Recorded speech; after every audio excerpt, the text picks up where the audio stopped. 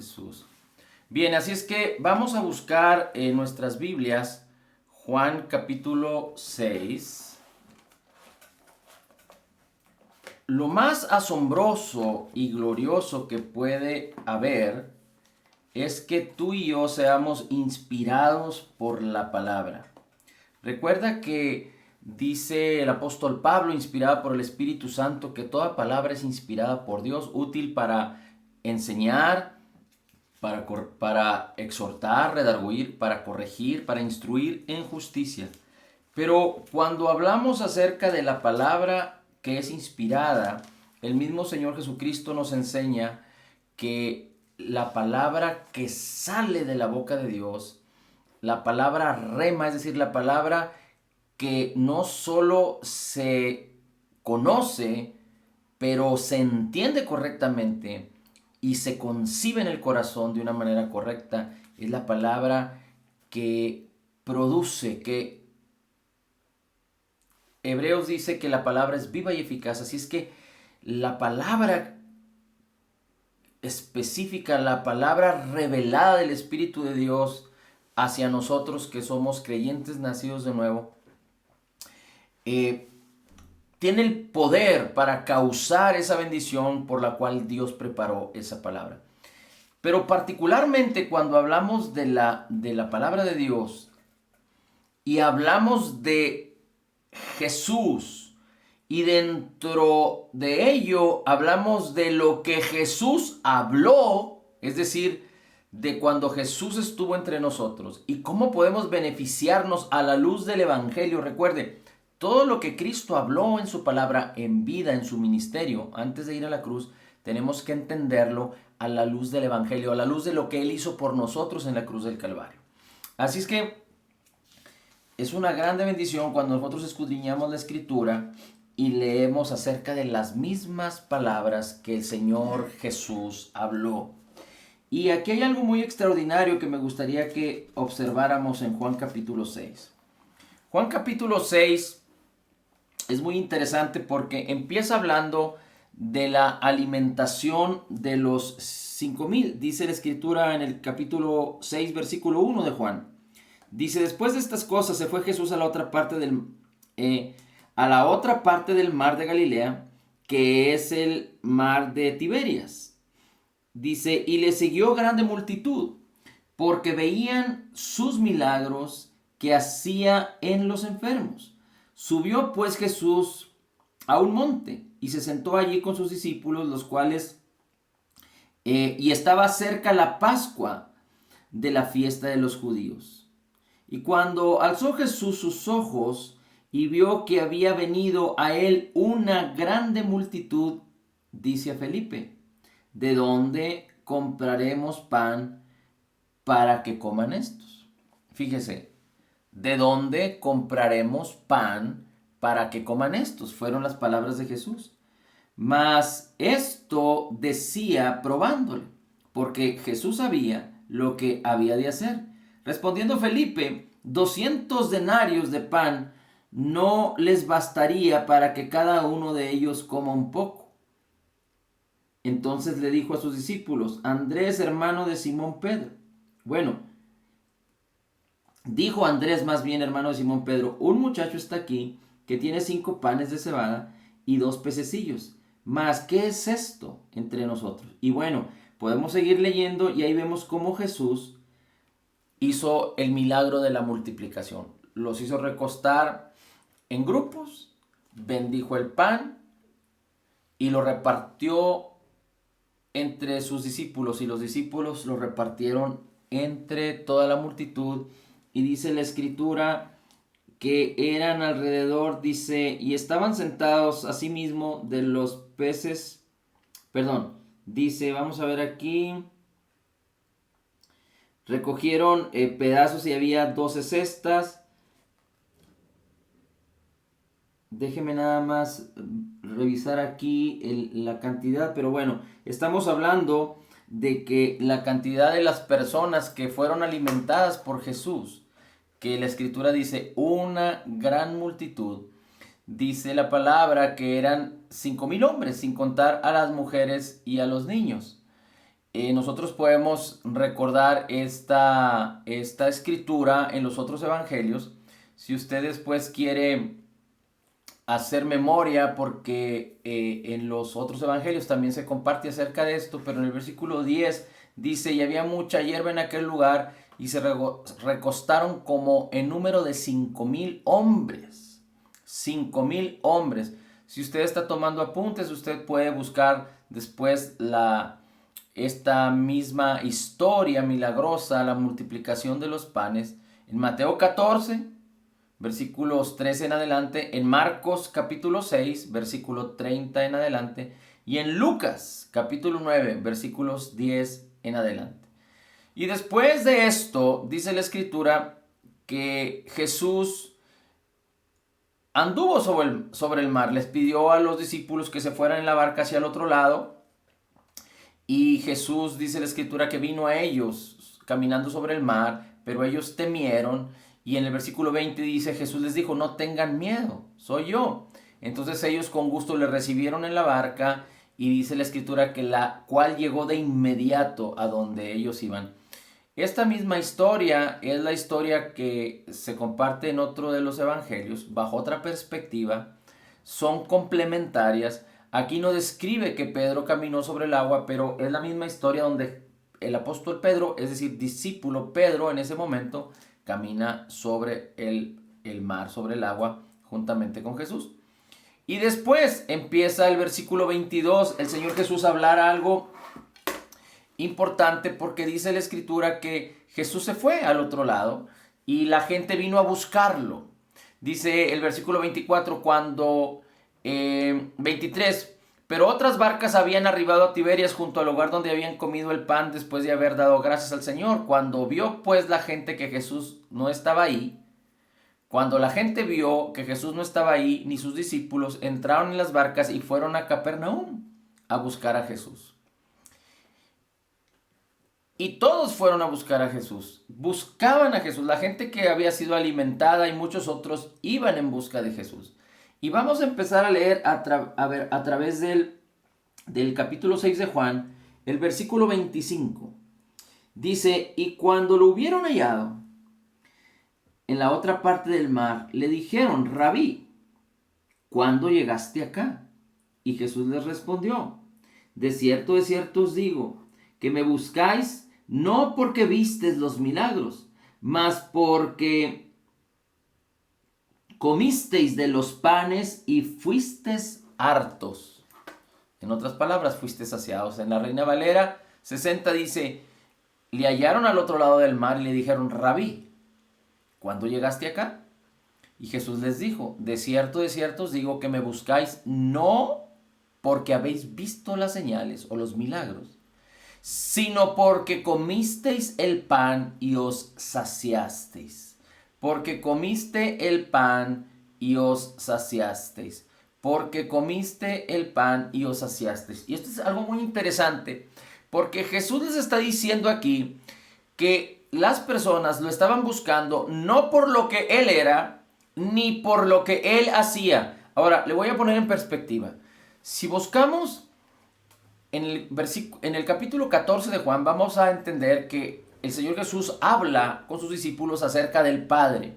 Y Jesús les dice que el que lo ha visto a Él, ha visto al Padre. Y Jesús les dice que Él hace las obras del Padre, o más bien que el Padre que mora en Él hace las obras. Y que Él hace lo que oye.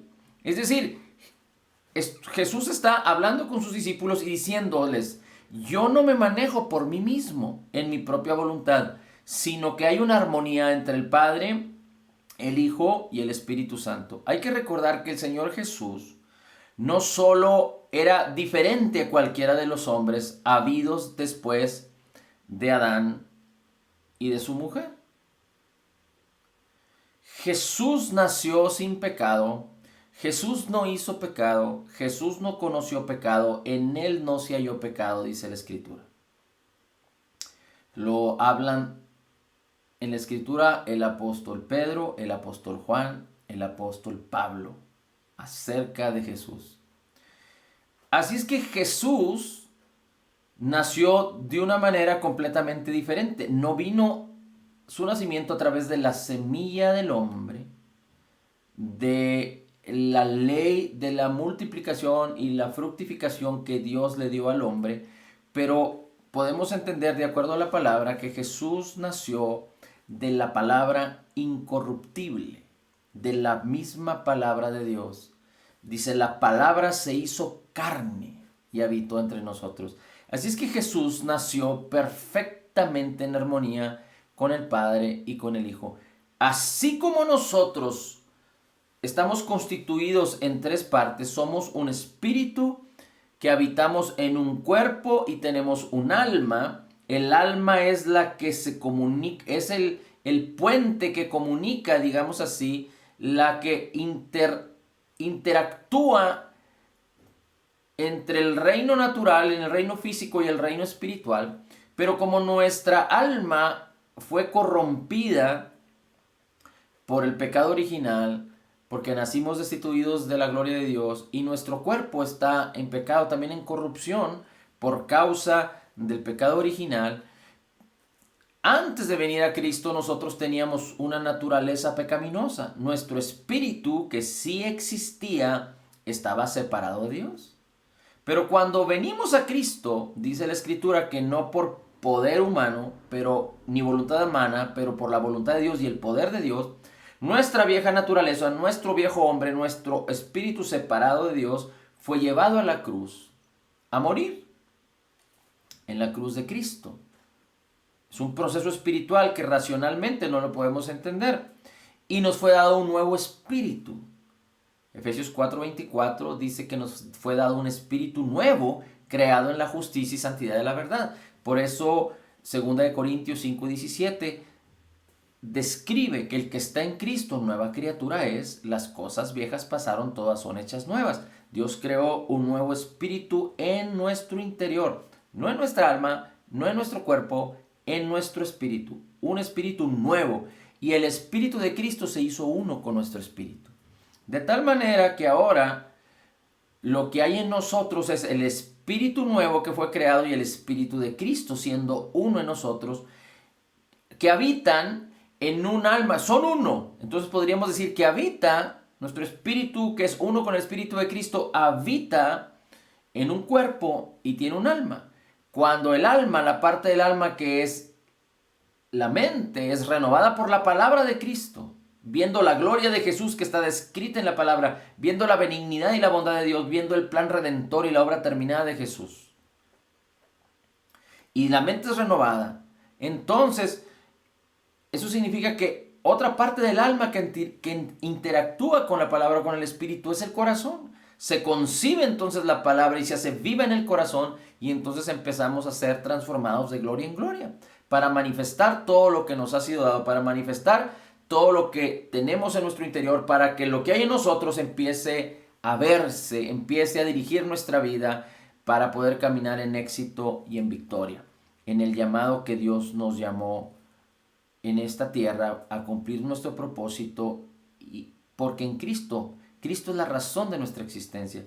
Así es que Cristo, esto que te digo sucede con el nuevo creyente nacido de nuevo. El hombre natural, el hombre que no conoce a Dios, tiene un alma, tiene su cuerpo, como nosotros. Andan en la vanidad de su mente, bajo el príncipe que gobierna este siglo, dice la Escritura. Pero su espíritu está destituido de la gloria de Dios. Así es que cuando Cristo vino al mundo, Cristo nació en perfección, con su espíritu siendo uno con el espíritu de Dios. Aunque la palabra se hizo carne, Dios se hizo carne y habitó entre nosotros. Cristo en su espíritu, en su alma y en su cuerpo tenía una armonía perfecta. Ni su espíritu, ni su alma, ni su cuerpo probaron corrupción, probaron el pecado. Así es que Cristo fue perfecto en todo. Pero las personas no veían su espíritu, porque es imposible que se pueda ver lo que hay en el espíritu si no es a través de la fe. Pero podían ver su comportamiento, sus actitudes, su manera de pensar, su manera de hablar, y podían ver su cuerpo y sus acciones. Así es que el Señor Jesucristo les está diciendo aquí a las personas, ustedes me buscan no porque han visto las señales. Porque todo aquel que buscara todo aquel que buscara al Señor Jesucristo por las señales, entonces estaría reconociendo que por causa de que las señales eran poderosas y él mismo estaba manifestando el reino de Dios en la tierra, entonces reconocer y buscarlo por las señales tenía que ver con reconocerlo que él había descendido del cielo. Pero las personas tenían la vista muy corta y dice el Señor Jesucristo, no me buscan por las señales, no me buscan por un interés espiritual, no me buscan por lo que yo soy o por lo que yo hago respecto al reino de los cielos, y estoy parafraseándolo, pero me buscan porque comisteis pan y os saciasteis. Me buscan porque comiste pan y quedaron satisfechos. En otras palabras, me buscan porque soy provecho para sus propios intereses. En otras palabras, Jesús les está diciendo a las personas, ustedes me buscan porque se quieren aprovechar de mí pensando solo en ustedes. En el versículo 27 dice, trabajad. Dice aquí, trabajad, no por la comida que perece, sino por la comida que a vida eterna permanece, la cual el Hijo del Hombre os dará, porque a este señaló Dios el Padre. Fíjese cómo dice el versículo 28, 29 y 30. Entonces le dijeron, ¿qué debemos hacer para poner en práctica las obras de Dios? ¿Qué podemos hacer o qué debemos hacer para poner en práctica las obras de Dios? Así es que ellos están viéndose desde un punto de vista humano, cómo humanamente pueden poner en acción las obras de Dios. En otras palabras, no están muy lejos de la ley, porque la ley tiene que ver con las obras de Dios, es decir, el estándar de Dios para intentarlo cumplir con nuestra humanidad, con nuestras fuerzas, con lo que somos. Y ya hemos entendido, y la palabra nos ha enseñado, que todo aquel que sujeta este sistema de vida de la ley no va a encontrar otra cosa sino saber y entender si es que genuinamente quiere cumplir la ley, no como los fariseos que en este tiempo de Jesús habían manipulado la ley y ellos se decían que cumplían la ley, lo cual era absolutamente engañoso y mentiroso. Pero si aquella persona ahorita, aquel personaje ahorita que quiera genuinamente cumplir la ley, lo único que va a encontrar es que va a encontrar su debilidad, va a encontrar su humanidad vil delante de la gloria de Dios y va a entender que es un total y abundante pecador y que no puede justificarse a sí mismo por nada de lo que pueda hacer. Y va a entender que necesita un Salvador, porque la ley es buena y la ley es santa, pero la ley no fue dada para santificarnos, ni para causar provecho, pero para que el hombre reconociera que es pecador. Así es que ellos están diciendo, ¿cómo humanamente podemos hacer para poner en práctica la obra de Dios? El 29, Jesús les dice, esta es la obra de Dios, que creáis en el que Él ha enviado. En otras palabras, Jesús les está diciendo, la obra de Dios no es que ustedes la hagan, es que humanamente, sino que ustedes crean en mí, dice el Señor Jesucristo, que crean en el que Dios ha enviado. El versículo 30 dice, entonces le dijeron ellos, ¿qué señal pues haces tú para que veamos y te creamos? Vemos entonces la majestuosidad y la maravillosa presencia de nuestro Señor y Salvador Jesucristo, la manifestación más gloriosa de Dios haciéndose hombre, y vemos a hombres entre los cuales Jesús había hecho maravillas, milagros y prodigios, había multiplicado los panes, y aún así los hombres le decían, ¿qué señal haces tú para que te veamos y te creamos? ¿No es acaso muy ilógico esto que ellos están preguntando? Bueno, el hecho es de que ellos no podían tener una perspectiva bíblica acerca de lo que estaban hablando y de lo que estaban viendo. Porque más allá de la posibilidad de que esto hubiera podido ser,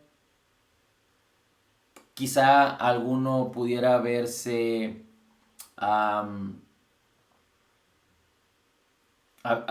pudiera haber estudiado la palabra, el antiguo pacto, pudiera entender acerca de las profecías, acerca de Jesús, y pudiera entender que Jesús realmente era el Mesías, que había sido profetizado desde mucho tiempo atrás, inclusive desde la creación.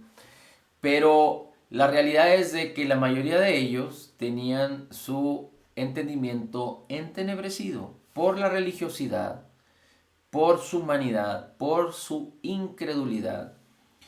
Y dice el versículo 31, fíjese cómo dicen las personas, los judíos que estaban ahí con Jesús: nuestros padres comieron el maná en el desierto, como está escrito, pan del cielo les dio a comer. ¿Quién les dio a comer a los padres de los judíos pan del cielo? Dios. ¿A través de quién? A través de Moisés. ¿En qué momento, en qué tiempo? Cuando Dios sacó a Israel de Egipto y los guió hacia la tierra prometida, la cual ellos no pudieron aprovechar. Los padres que salieron de Egipto no pudieron aprovecharla por su incredulidad, hasta que vino la generación posterior a ellos, es decir, sus hijos fueron los que pudieron entrar a la tierra prometida. Pero los padres de los judíos que estaban en la época de Jesús, es decir, los ancestros, comieron el maná que Dios les dio cuando ellos estuvieron cerca de 40 años dando vueltas en el desierto. Y Jesús les dijo: bueno, de cierto les digo que no dio Moisés el pan del cielo, mas mi Padre os da el verdadero pan del cielo. Es decir, fue a través de Moisés, pero Dios fue el que hizo descender el maná. Ahora déjeme decirle algo. Los israelitas en un principio se hartaron del maná. Es decir, no solo quedaron satisfechos, pero ya no querían el maná. Y Moisés tuvo que ver por ellos para que Dios les diera carne, y Dios les envió carne a través de aves. Pero prácticamente Dios los alimentó con maná, y Jesús les dice: de cierto les digo que no fue Moisés el que les dio el pan del cielo. Y después dice: mi Padre es el que da el verdadero pan del cielo. Porque el pan de Dios es aquel que descendió del cielo y da vida al mundo. Ellos le dijeron: danos siempre este pan. Aquí yo recuerdo la historia de la mujer samaritana, donde el Señor Jesucristo le dice: si tú supieras con quién hablas, le pedirías agua y Él te daría agua que quitaría tu sed para siempre. Y la mujer samaritana le dice al Señor Jesucristo: dame de esa agua para que no tenga que venir a sacarla. Jesús estaba hablando de cosas extraordinarias y cosas espirituales, y la mujer no entendía. Ellos, los que están aquí hablando con Jesús, los judíos tampoco entendían por qué le dicen a Jesús: danos siempre este pan. Es decir, ellos seguían observando y platicando y conversando y viendo las cosas desde una perspectiva humana y carnal. Y lo humano y lo carnal se centra en el egocentrismo, en los intereses propios de las personas, aunque pudiera haber excepciones en personas que desean el bien de los demás, pero recuerde que este mundo está bautizado en egoísmo y en egocentrismo. Bien, Jesús les dijo: yo soy el pan de vida. El que viene a mí nunca tendrá hambre. El que cree en mí nunca tendrá sed. 36. Mas os he dicho que aunque me habéis visto, no creéis. Es decir, Jesús les estaba diciendo aquí que lo habían visto sus señales, pero seguían sin creer. Es decir, todavía le estaban pidiendo cosas. Inclusive, prácticamente ellos le estaban diciendo a Jesús: bueno, Moisés nos dio el pan del cielo. ¿Tú puedes hacer también como hizo Moisés? ¿Hacer descender pan del cielo? Y Jesús les dice: El verdadero pan del cielo es el que Dios envía para dar vida. Y ese soy yo, que descendí del cielo. Entonces Jesús estaba poniendo en contraste toda esta perspectiva religiosa y humana que ellos tenían con la perspectiva bíblica y del reino de Dios, porque él mismo se estaba haciendo Dios o él mismo se estaba declarando Dios. Era Dios, no había ninguna duda al respecto, de acuerdo a la perspectiva bíblica. Pero eran los judíos y los hombres de aquella época que no creían y que todo lo veían bajo una perspectiva humana y religiosa. Dice el 38, porque he descendido del cielo no para hacer mi voluntad, sino la voluntad del que me envió. Y ahí Jesús está hablando palabras profundas, está estableciendo lo que Él es. Pero ellos seguían sin entender. Dice el 39, y esta es la voluntad del Padre, el que me envió, que todo el que me diere no pierda yo nada, sino que le resucite en el día postrero. Y ellos pues prácticamente seguían sin entender. Y esta es la voluntad del que me ha enviado, versículo 40, que todo aquel que ve al Hijo y cree en Él tenga vida eterna, y yo le resucite en el día postrero. Recuerde que la vida eterna, de acuerdo a Juan 17, no solo es la vida para siempre con Cristo, pero tener una relación personal con Cristo. El 41 dice que ellos murmuraban y decían, ¿por qué ha dicho yo soy el pan que descendió del cielo?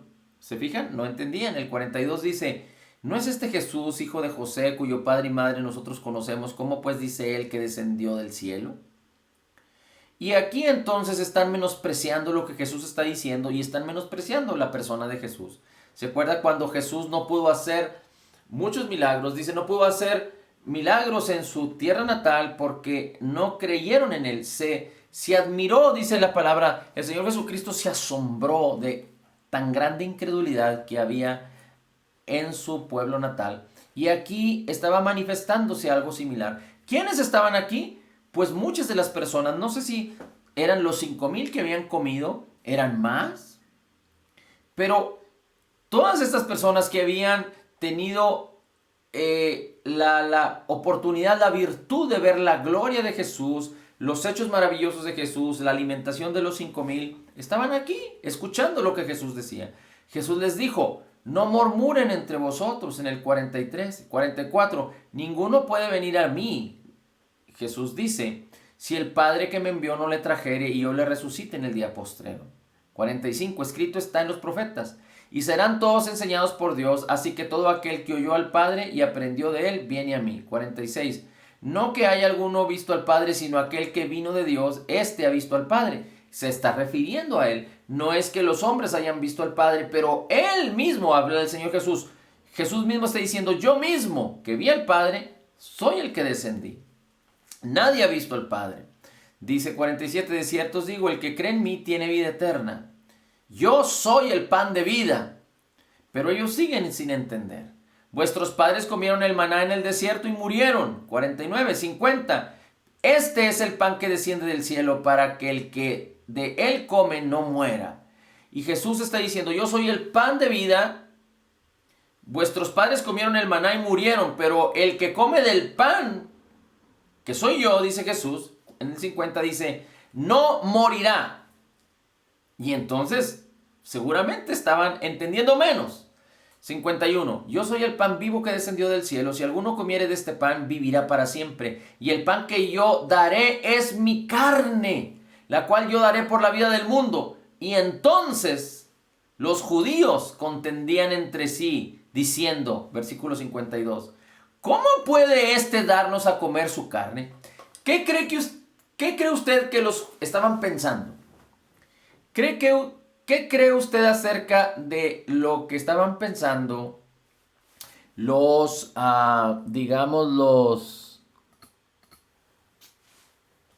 judíos acerca de esta expresión de Jesús? Dice, de cierto os digo, si no coméis mi carne, la carne del Hijo del Hombre, y bebéis su sangre, no tenéis vida en vosotros. Los judíos sabían acerca de historias de otros pueblos, de otras tribus que ofrecían sacrificios a otros dioses. Inclusive sus mismos padres, siendo descendientes de Abraham, llegaron a corromperse de tal manera que entregaban aún sus hijos a Baal. ¿No se acuerda usted de la historia de Samaria, en donde ellos fueron sitiados y hubo gran hambruna que aún se comían a sus hijos? Bueno, Jesús está hablando algo espiritual que ellos no pudieron entender. Tan es así que en el versículo 52 los judíos que estaban ahí decían: ¿cómo puede darnos a comer su carne? Ellos estaban pensando humanamente, seguramente en canibalismo. Pero ¿cómo puede darnos a comer su carne? 53, Jesús les dijo: de cierto os digo, si no comes la carne del Hijo del Hombre y bebéis su sangre, no tendréis o no tenéis vida en vosotros.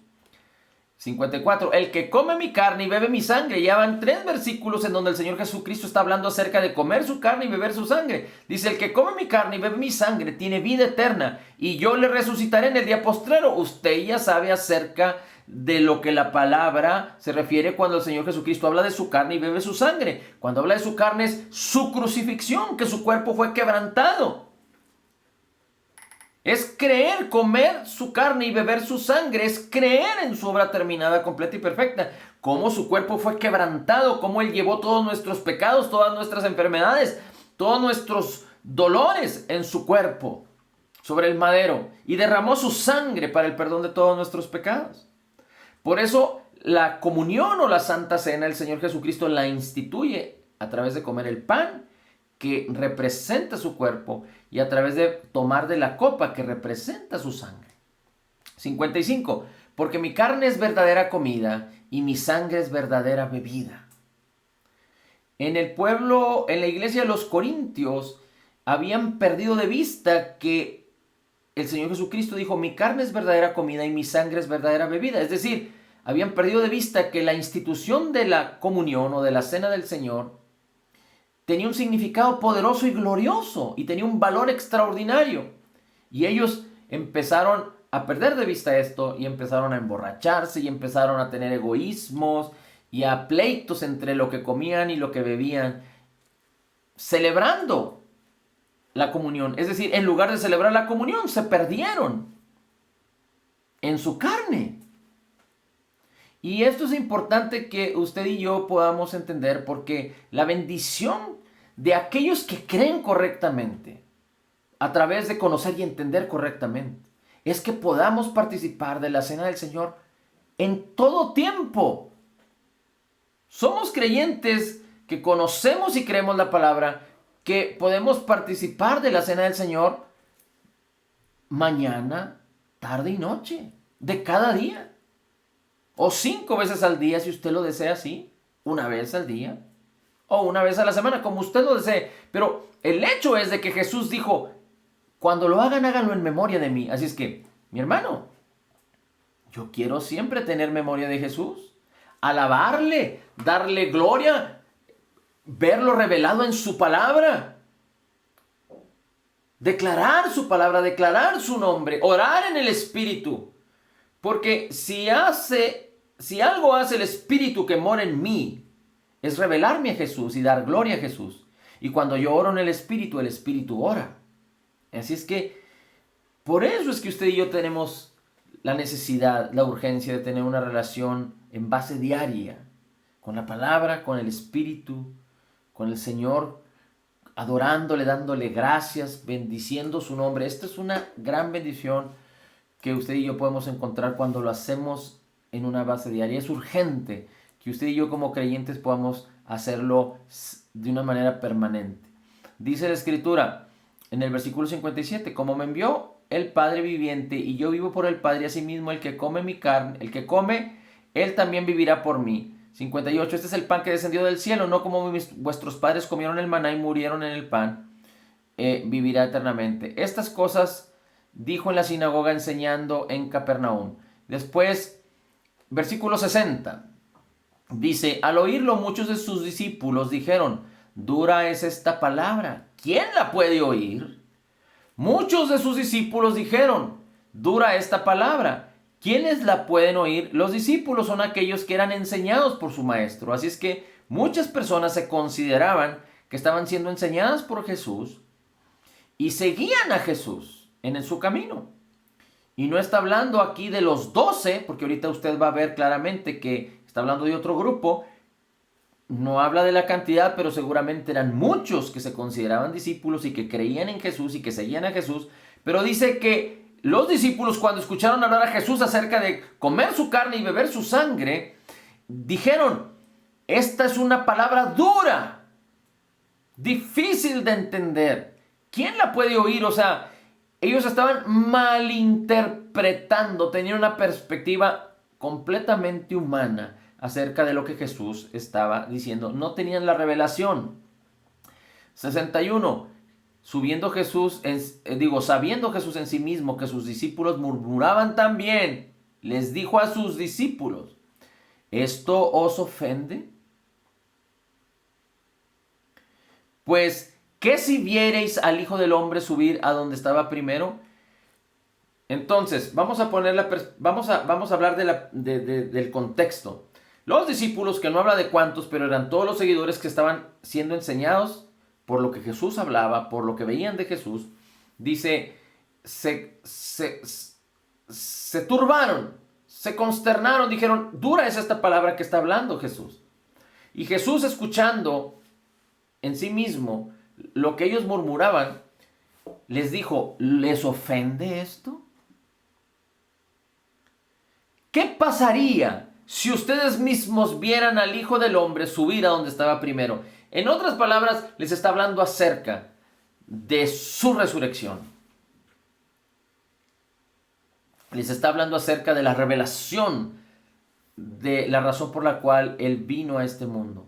Les está hablando acerca de entender la razón de que Él tenía que ir a la cruz a morir por cada persona. Estaba hablando acerca de su obra terminada, completa y perfecta. Que nosotros podemos decir, es una obra terminada, completa y perfecta, pero en ese momento Jesús no había ido todavía a la cruz, es decir, no había completado y perfeccionado y terminado su obra. El 63 les dice, el Espíritu es el que da vida y la carne para nada aprovecha. Las palabras que yo os he hablado son espíritu y son vida. Ahí Jesús les está revelando. Lo que yo estoy hablando no es bajo la perspectiva humana, pero bajo la perspectiva del reino de Dios. Bajo la perspectiva del espíritu, de la vida que encontrarán en mí. 64. Pero hay algunos de vosotros que no creen. Pero Jesús sabía desde el principio quiénes eran los que no creían y quién le había de entregar. Es decir, Jesús los veía a todos, ellos decían que eran discípulos de Jesús. De hecho, Juan declara que eran discípulos de Jesús muchos, pero Jesús sabía quién le creía y quién no. Versículo 65. Por eso os he dicho que ninguno puede venir a mí si no le fuere dado por el Padre.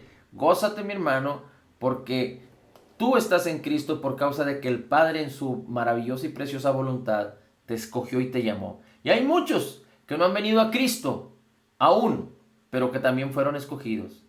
Y dice la Escritura que el Padre no desea que el hombre se pierda, sino que todos vengan al arrepentimiento, al conocimiento de la verdad. Pero aquellos que no vengan al Evangelio no es porque el Señor no les concedió que vinieran, sino porque rechazaron después que recibieron la invitación, rechazaron a Jesús. Pero nunca nos demos por vencido, porque nosotros no sabemos hasta cuándo ellos, los que no han recibido a Cristo, determinarán rechazarlo determinantemente o para siempre. Así es que no debemos de dejar de persistir sobre quien Dios nos esté poniendo en el corazón acerca de compartirles o pedirle al Señor que envíe a alguien para que les predique acerca de Jesús, del perdón de los pecados y de la vida abundante y vida eterna que tenemos en Cristo. 67. Dijo Jesús a los 12. Y ahí ya no se refiere. Vamos a ver el versículo 66. Entonces muchos de sus discípulos volvieron atrás y ya no andaban con él. Es decir, renunciaron, retrocedieron, rechazaron. Entonces Jesús les dijo ahora a los 12, ¿queréis acaso iros vosotros también? Simón Pedro dijo, Señor, ¿a quién iremos? Tú tienes palabras de vida eterna. Las palabras de Jesús son vida eterna. 69. Y nosotros hemos creído y conocemos que tú eres el Cristo, el Hijo del Dios viviente. Jesús le respondió, no os he escogido yo a vosotros los 12 y uno de vosotros es diablo, porque hablaba acerca de Judas Iscariote. Así es que vamos a regresar acerca de estas dos escrituras donde el Señor Jesucristo les dice en el versículo 61 a la mayoría de sus discípulos, no a los 12, pero a los otros discípulos. Les dice, bueno, les está diciendo prácticamente a todos. Les dice, cuando murmuraban acerca de que estas palabras de Jesús, de comer su sangre y beber su de carne, que no era una perspectiva humana, pero una perspectiva espiritual acerca de su obra terminada, completa y perfecta, para nosotros hoy, pero para aquel día, la víspera, les estaba hablando acerca de que él iba a ir a la cruz para manifestar la más extraordinaria y gloriosa obra redentora que el hombre jamás pueda entender y conocer. Pero dice la Escritura que cuando Jesús escuchó que murmuraban esto, les dijo, ¿les ofende esto? Y después les dice a sus discípulos, a los 12, porque muchos se retiraron, y después les dice a los 12, ¿ustedes también se quieren ir juntamente con ellos? Y Pedro les dice, solo tú tienes palabras de vida eterna. Solo tú tienes palabras de vida eterna. Y con esto queremos cerrar, porque hoy en día es tan importante que no solo tú y yo podamos entender la urgencia, la necesidad de que la palabra de Cristo nos domine, que el Espíritu de Dios nos guíe, que Dios sea una realidad en Cristo Jesús en nuestras vidas, que seamos diligentes en la manera de lo que hablamos para no limitar a Dios, que seamos diligentes de la manera en la que pensamos para no pensar como este mundo, pero pensar de acuerdo a los pensamientos de Dios que están revelados en su palabra, meditar en ellos, perseverar en ellos, persistir en ellos, porque la verdad es la única que nos puede hacer libres, sino que hay algo sumamente interesante que tiene que ver con los intereses particulares de las personas, con tus intereses, pero que tiene que ver también en cómo nos relacionamos respecto a los intereses de otros. ¿Cómo te relacionas tú de acuerdo a tus intereses con respecto a los intereses de otros? Y le explico. El Señor Jesucristo les dice, yo les estoy hablando palabras de vida, palabras que son espíritu, y a ustedes esto les ofende, y muchos le dejaron. Pero el Señor nos llama que tenemos que hablar la verdad en amor. El Señor nos llama que tenemos que hablar la verdad en amor a pesar de nuestros propios intereses, a pesar de los intereses de los demás.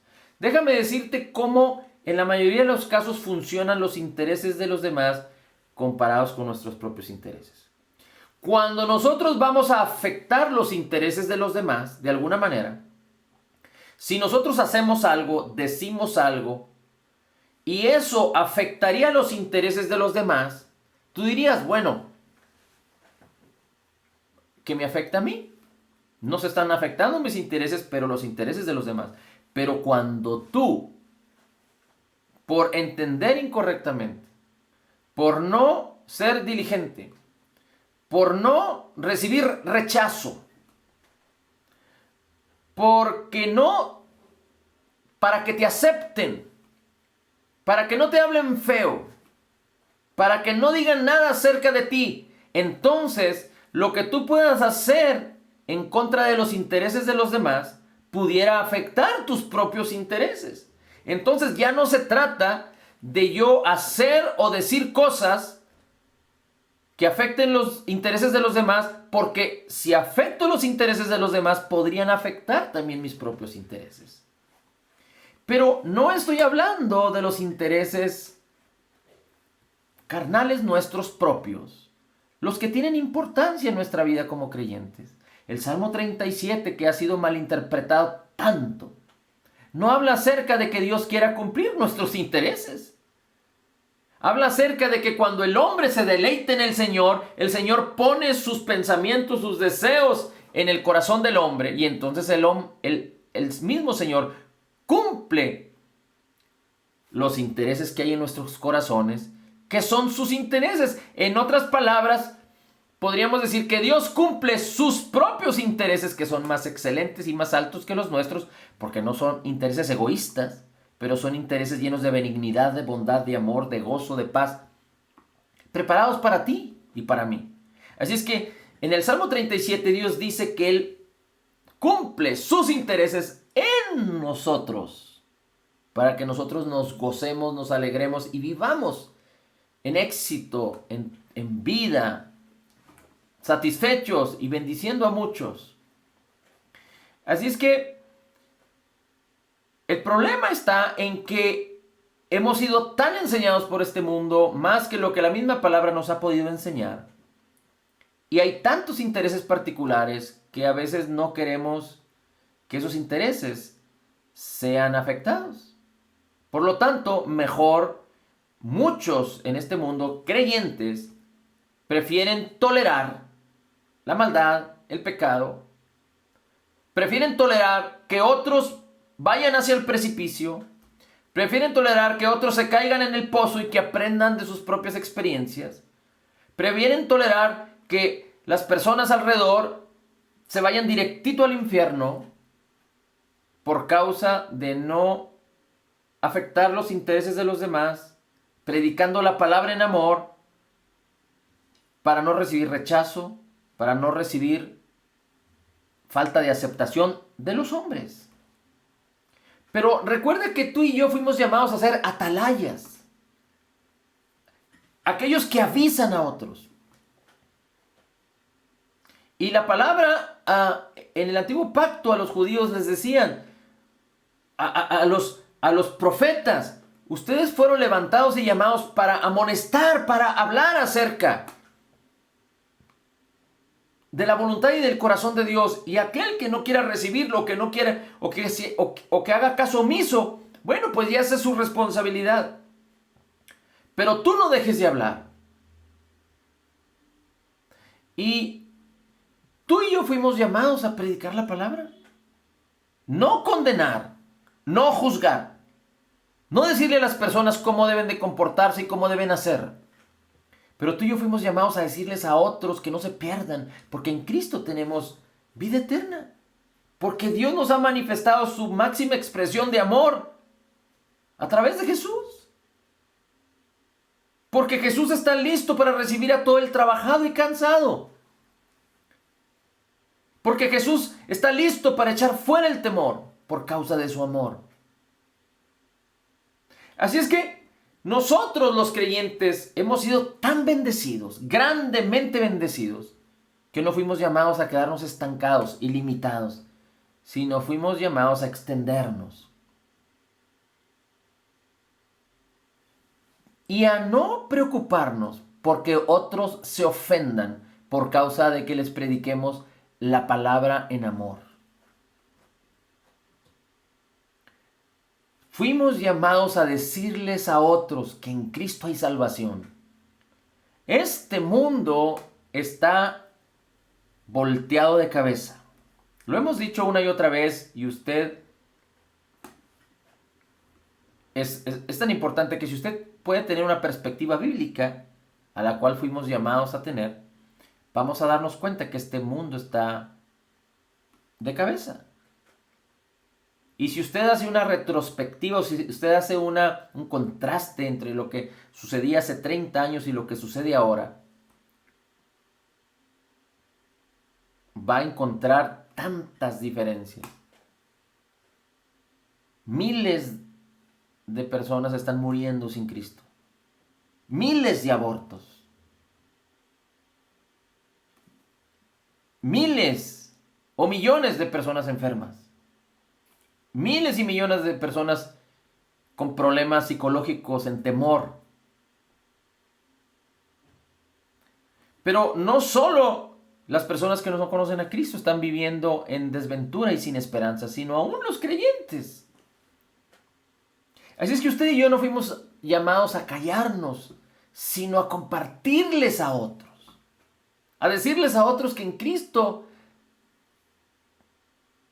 tenemos una esperanza de vida que permanece firme. Que en Cristo podemos conocer la verdad y si permanecemos en la palabra, conoceremos la verdad y la verdad nos hará libres. Que las palabras de Cristo son espíritu y son vida, no son de este mundo. A eso fuimos llamados. No fuimos llamados a criticar al gobierno, a criticar a la sociedad, a criticar a la familia, a criticar al sistema financiero. Este mundo así es. Y nosotros aquí estamos en este mundo. No somos del mundo, pero estamos en este mundo. Pero fuimos llamados a salvación, a reconciliación. Así es que usted y yo somos parte de la historia que va a cambiar miles de vidas en el nombre de Jesús. Usted no debe ofenderse por la palabra de vida. Y si su carne se ofende, sujete y someta su carne. A veces nuestra carne se ofende, pero nuestro espíritu vive. Y la palabra es vida, es salvación, es paz y es gozo. ¿Usted no cree, dice la Escritura en Hebreos, que aún no hemos peleado hasta la sangre en contra del pecado? En el capítulo 12 de Hebreos dice, teniendo una gran nube de testigos, los de Hebreos 11. Hebreos 11 habla de todos los héroes de la fe del antiguo pacto, pero usted y yo no somos héroes de la fe. Usted y yo que estamos en Cristo, y déjeme le voy a decir una palabra que no es bíblica, técnicamente hablando en el español, pero en el contexto es bíblica. Porque usted y yo no somos héroes de la fe, pero somos superhéroes si caminamos en la fe. Porque en Cristo usted y yo somos más que vencedores. Y en Hebreos 11 la Biblia habla acerca de todos aquellos que caminaron en la fe, pero que no fueron perfeccionados porque no habíamos venido usted y yo.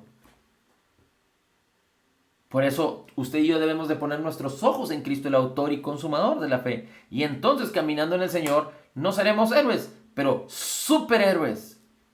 Porque los del antiguo pacto no tenían al Espíritu en su interior. Nosotros que estamos en el nuevo pacto tenemos al Espíritu de Cristo en nuestro interior y el bautismo del Espíritu en nuestro exterior. Así es que no se debe de ofender. Y usted y yo fuimos llamados hablar la verdad en amor. Debemos insistir una y otra vez. Y si usted tiene varias opciones para hacerlo. La más sencilla, invite a otros a que se conecten con nosotros, a que se congreguen, a que escuchen la palabra. Invite a otros a que lo hagan. Le voy a poner otra opción. Usted puede compartir lo que ha aprendido. Una preguntita. ¿Sí me están escuchando? ¿Alguien hágame una señal? Perfecto, gracias. Usted puede invitar a otros para que se conecten y que escuchen. Usted puede compartirles a otros lo que usted ha aprendido. Inclusive usted puede también ministrar a otros de una manera regular. Usted lo que ha aprendido, usted lo puede compartir con otros, así como lo estamos haciendo nosotros aquí. Usted lo puede hacer en una reunión en casa o a través de una reunión de videoconferencia. Usted lo puede hacer igual. Desafortunadamente, bueno, discúlpeme la palabra, pero nosotros lo hacemos en la noche. Usted lo podría hacer en la mañana, el otro día, lo mismito. Compartiendo lo mismo o compartiendo lo que Dios le revele. Usted y yo fuimos llamados a tener una experiencia con Cristo de manera personal. Porque Dios nos ha habilitado para entender la palabra, para aprender a digerir la palabra. Porque no son los hombres los que nos enseñan, sino es la unción que nos enseña. Porque usted y yo, si somos creyentes nacidos de nuevo, tenemos la mente de Cristo.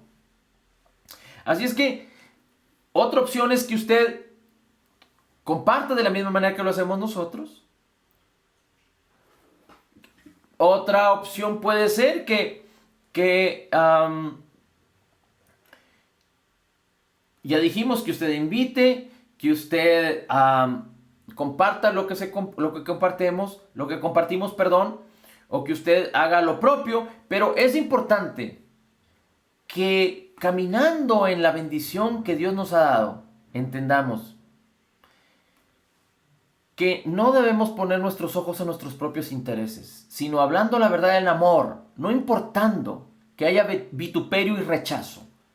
Pero es importante que hablemos la verdad. No, fíjese, no juzgamos a las personas ni hablamos en contra de las personas, sino hablamos la palabra de vida y de verdad, pero hay quienes tienen que entender cuál es la perspectiva de Dios y cuál es el corazón de Dios. Porque personas por negligencia, por desconocimiento, por falta de aceptación, han escogido el camino equivocado. No tienen una identidad en Cristo, por lo tanto no le han preguntado a Dios acerca de su identidad y se han perdido en su identidad. Pero usted y yo conocemos la verdad y podemos compartir la verdad en amor. No vamos a forzar a nadie, pero vamos a orar por las personas, a compartir con las personas y las personas van a tener la oportunidad de tener un encuentro personal con Cristo. Recibirlo o rechazarlo. Y vidas van a poder ser transformadas de una manera extraordinaria porque Dios es el que hace la obra. El poder de Dios está en usted. Así es que animémonos y gocémonos. Usted no debe ofenderse, pero tampoco debe de preocuparse porque otros ofendan. Porque fuimos llamados a reconciliación, a hablar la verdad en amor. Y fuimos llamados también, escúchelo, fuimos llamados también, proféticamente está descrito que el cristianismo genuino, el evangelio genuino de Cristo, hablado por los creyentes, compartido por los creyentes, vivido, experimentado, manifestado en gloria por los creyentes que somos usted y yo, va a ser rechazado por muchos. Y los creyentes van a ser perseguidos y van a ser rechazados por muchos. Pero nosotros fuimos llamados a algo glorioso y no debemos de retroceder como los que se pierden, pero tenemos que empezar a caminar en ello. Tenemos que empezar a caminar en ello porque de aquí a que usted y yo nos decidimos a hacer las cosas, muchos se siguen perdiendo y muchos se siguen yendo en una eternidad separados de Dios, sin Cristo.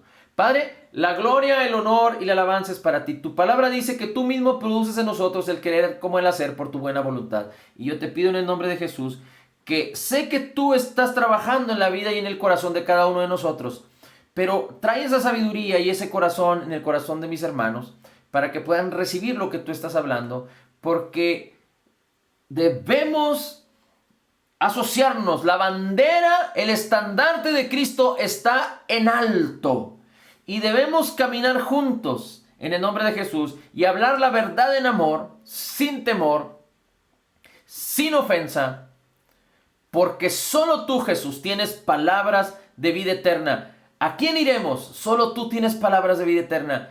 Danos la oportunidad de predicar, de hablar, de compartir las palabras de vida eterna que tú nos has enseñado. Que tú nos enseñes de una manera continua a través de la abundancia de tu gracia y del regalo gratuito de tu justicia. Permítenos que podamos predicar el evangelio de tu gracia más y más y más en el nombre de Jesús. Declaramos puertas abiertas para predicarlo en el nombre de Jesús. Declaramos puertas abiertas para extendernos en el nombre de Jesús a esta maravillosa oportunidad de que otros vengan al conocimiento de la verdad, que es Cristo Jesús en nosotros, la esperanza de gloria. Señor, gracias por tu amor incondicional. Somos totalmente perdonados, perfectamente justificados, altamente favorecidos, profundamente amados, grandemente bendecidos y más que vencedores en Cristo Jesús. Como Jesús es, dice tu palabra, así somos nosotros en este mundo. Somos la justicia de Dios en Cristo Jesús. Amén, amén y amén.